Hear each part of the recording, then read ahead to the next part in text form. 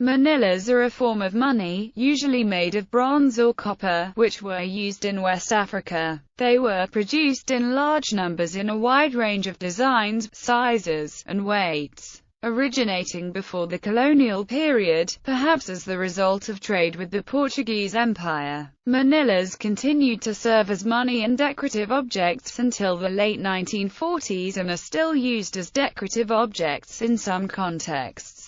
In the popular consciousness, they are particularly associated with the Atlantic slave trade. Origins and etymology. The name Manilla is said to derive from the Spanish for a bracelet manella, the Portuguese for hand ring, or after the Latin manis, or from Manilla, plural of monile. They are usually horseshoe-shaped, with terminations that face each other and are roughly lozenge-shaped. The earliest use of manillas was in West Africa. As a means of exchange, they originated in Calabar. Calabar was the chief city of the ancient southeast Nigerian coastal kingdom of that name. It was here in 1505 that a slave could be bought for 8 to 10 manillas, and an elephant's tooth for 1 copper Manilla. Ethnographic parallels. Manillas bear some resemblance to torques or torques in being rigid and circular, and open-ended at the front. Although torques were most often neck rings, there were also bracelets with this shape.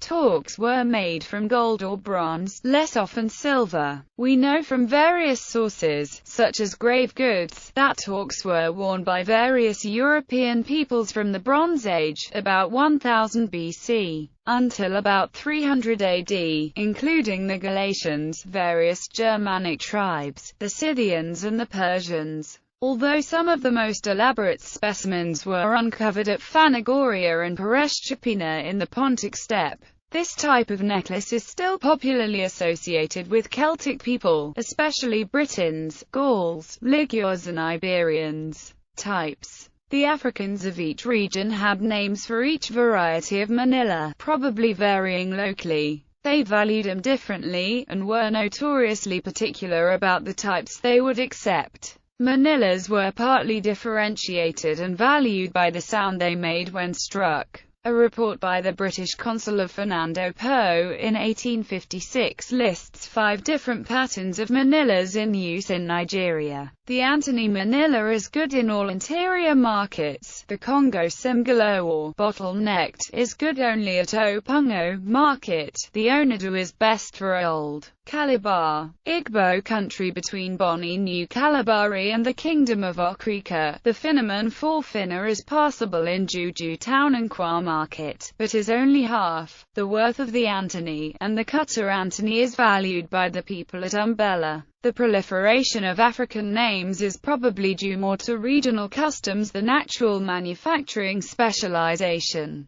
The MK Poro is likely a Dutch or British manilla and the Popo is French, but the rest are examples of a single evolving Birmingham product. An important hoard had a group of 72 pieces with similar patination and soil crusting, suggesting common burial. There were 7 MK Poro, 19 Gabrikob round foot, 9 Gabrikob oval foot, and 37 Popo square foot. The lightest Gabrikobs in the hoard were 108 gm and 114 gm, while they are routinely found under 80 gm. This implies that the group was buried at a certain point in the sized evolution of the manilla. MK Poro are made of brass. The weight correspondence of the oval foot Gabrikob with the high end of the round foot range suggests that it is either the earlier variety, or contemporary with the earliest round foots. The exclusive presence of the square foot variety of French popo, normally scarce among circulation groups of popos, suggests that this is the earliest variety. The earliest French manillas is likely to be contemporaries of the earliest British pieces. Some are fairly uniform in size and weight and served as moneys of account like manillas, but others were actually worn as wealth display. The less well-off would mimic the movements of the better-off, who were so encumbered by the weight of manillas that they moved in a very characteristic way. The larger manillas had a much more open shape. History. Origins. Some sources attribute their introduction to the ancient Phoenicians who traded along the west coast of Africa, or even early Carthaginian explorers and traders. The Egyptians have also been suggested as they used penannular money. One interesting suggestion is that Nigerian fishermen brought them up in their nets from the shipwrecks of European wrecks, or made them from the copper pins used in wooden sailing ships wrecked in the Bight of Benin. One theory is that if indigenous, they copied a splayed-end raffia cloth bracelet worn by women. Another that the well-known Yoruba mondua with its bulbous ends inspired the Manilla shape. Copper bracelets in leg bands were the principal money, and they were usually worn by women to display their husband's wealth. Early Portuguese traders thus found a pre-existing and very convenient willingness to accept unlimited amounts of numbers of these bracelets, and they are referred to by Duarte Pacheco Pereira, who made voyages in the 1490s to buy ivory tusks, slaves, and pepper. He paid 12 to 15 manillas of brass for a slave, fewer if they were of copper. By 1522 in Benin, a female slave of 16 cost 50 manillas, and the King of Portugal put a limit of 40 manillas per slave to stop this inflation. Earliest report on the use of manillas in Africa points to its origin in Calabar, the capital city of the Cross River state of coastal southeastern Nigeria. It has been documented that in 1505 at Calabar, manillas were being used as a medium of exchange, one manilla being worth a big elephant tooth, and a slave cost between 8 and 10 manillas. They were also in use on the Benin River in 1589 and again in Calabar in 1688, where Dutch traders bought slaves against payment in rough grey copper armlets which had to be very well made or they would be quickly rejected. In addition to the earliest report, the origin of manillas from Calabar for use in Africa and particularly Nigeria is also confirmed by the African and universal other name for manillas, as okpoho, which is an word for money which is used throughout this report and in the titles of images in this report.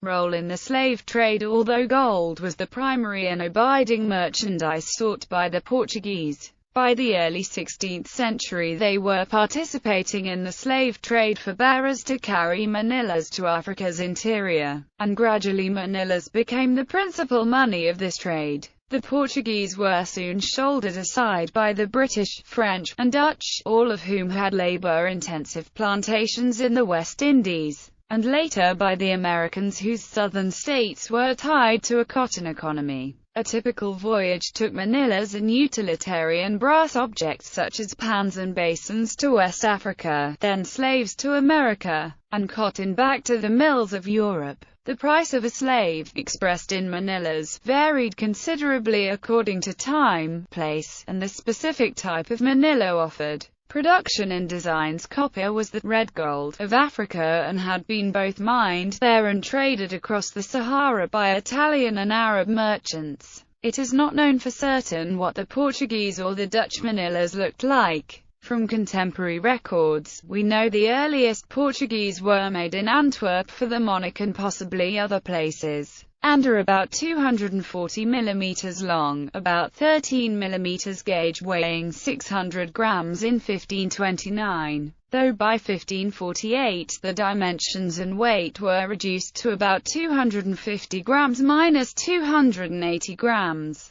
In many places brass, which is cheaper and easier to cast, was preferred to copper, so the Portuguese introduced smaller, yellow manillas made of copper and lead with traces of zinc and other metals. In Benin, A Royal Art of Africa, by Armand du Château, is a massive manilla of 25 cm across and 4.5 cm gauge, crudely cast with scoop-faceted sides, and well worn. It could be the heaviest and earliest manilla known. However, in the same book is a plaque with a European holding two pieces of very different form, crescent-shaped without flared ends, though apparently heavy if the proportions are correct. Today, pieces of this size and blunt form are associated with the Congo. Between 1504 and 1507, Portuguese traders imported 287,813 manillas from Portugal into Guinea via the trading station of São Jorge da Mina. As the Dutch came to dominate the Africa trade, they are likely to have switched manufacture from Antwerp to Amsterdam, continuing the brass manillas, although, as stated, we have as yet no way to positively identify Dutch manillas.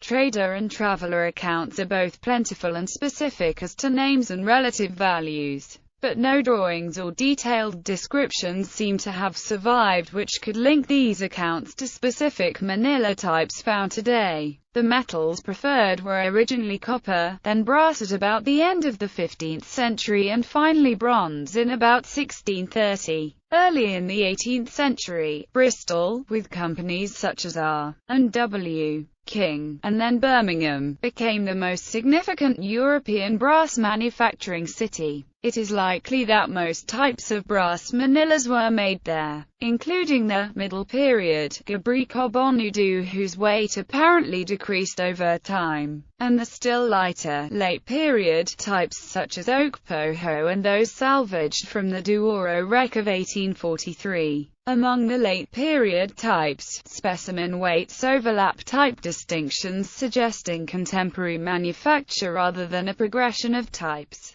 The popos, whose weight distribution places them at the transition point between Gabri Cob and Onudu, were made in Nantes, France, possibly Birmingham as well, and were too small to be worn. They are wider than the Birmingham types and have a gradual, rather than sudden, flare to the ends. A class of heavier, more elongated pieces, probably produced in Africa, are often labeled by collectors as king or queen manillas. Usually with flared ends and more often copper than brass, they show a wide range of faceting and design patterns. Plainer types were apparently bullion monies, but the fancier ones were owned by royalty and used as bride price and in a pre-funeral dying ceremony. Unlike the smaller money manillas, their range was not confined to West Africa. A distinctive brass type with 4 flat facets and slightly bulging square ends, ranging from about 50 ounces -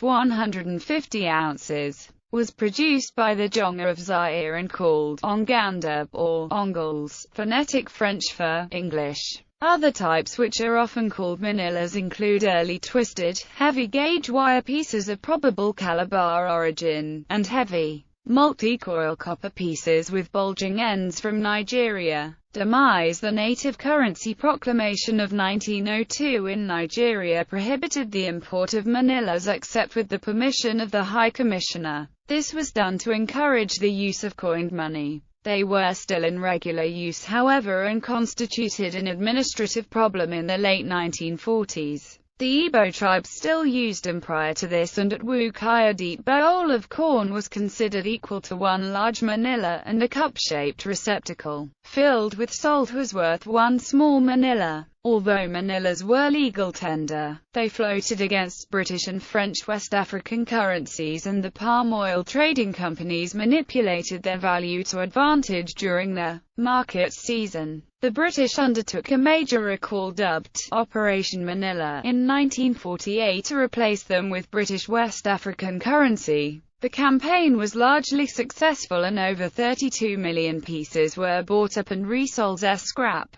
The manilla, a lingering reminder of the slave trade, ceased to be legal tender in British West Africa on April 1, 1949 after a 6-month period of withdrawal. People were permitted to keep a maximum of 200 for ceremonies such as marriages and burials. Only Okpoho, Okombo and Abi were officially recognized, and they were bought in at 3D, 1D, and a halfpenny respectively. 32.5 million Okpoho, 250,000 Okombo, and 50,000 Abi were handed in and exchanged. A metal dealer in Europe purchased 2,460 tons of manillas, but the exercise still cost the taxpayer somewhere in the region of £284,000. revival as curios for the tourist trade and internal, non-monetary uses. They are still made, often of more modern metals such as aluminium, but the designs are still largely traditional ones. Manillas may be occasionally still used in a few remote villages in Burkina Faso. Uses. Internally, manillas were the first true general-purpose currency known in West Africa, being used for ordinary market purchases, bride price, payment of fines, compensation of diviners, and for the needs of the next world, as burial money. Cowrie shells, imported from Melanesia and valued at a small fraction of the Manilla, were used for small purchases. In regions outside coastal West Africa and the Niger River, a variety of other currencies, such as bracelets of more complex native design, iron units often derived from tools, copper rods, themselves often bent into bracelets, and the well-known handa all served as special-purpose monies. As the slave trade wound down in the 19th century, so did Manilla production, which was already becoming unprofitable. By the 1890s, their use in the export economy centered around the palm oil trade. Many manillas were melted down by African craftsmen to produce artworks. Manillas were often hung over a grave to show the wealth of the deceased, and in the Degama area of Benin, some women still wear large manillas around their necks at funerals, which are later laid on the family shrine. Gold manillas are said to have been made for the very important and powerful, such as King Jar Jar of Opobo in 1891.